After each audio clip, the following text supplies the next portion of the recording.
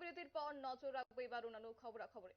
বিনামূল্যে চিকিৎসা প্রদান করার জন্য এবার কুমিল্লা সদর দক্ষিণে বিশেষ উদ্যোগ নেওয়া হয়েছে, যেখানে কুমিল্লা সদর দক্ষিণের রাবেয়া বসার ফাউন্ডেশনের উদ্যোগে এই বিনামূল্যে চিকিৎসা সেবা প্রদান করা হচ্ছে। তবে কুমিল্লার সদর দক্ষিণের রাবেয়া বসার ফাউন্ডেশনের উদ্যোগে বিনামূল্যে চিকিৎসা প্রদান করা হচ্ছে, যেমনটা খবর রয়েছে যে আজ সকালে উপজেলার ভুবনপুর পঞ্চগ্রাম উচ্চ বিদ্যালয় মাঠে আয়োজিত অনুষ্ঠানের প্রধান অতিথি হিসেবে ছিলেন সদর দক্ষিণ উপজেলার চেয়ারম্যান গোলাম সরওয়ার।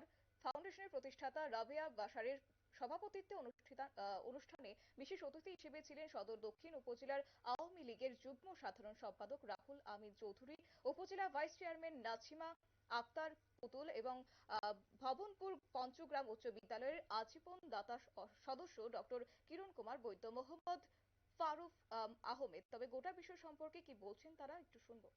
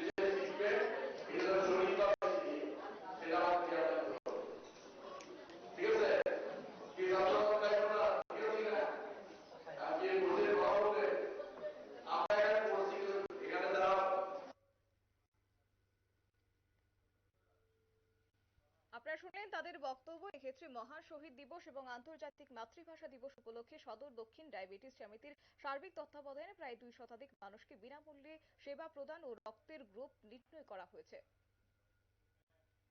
নিয়ে নিচ্ছে ছোট্ট একটি বিজ্ঞাপন বিরতির সঙ্গে থাকুন।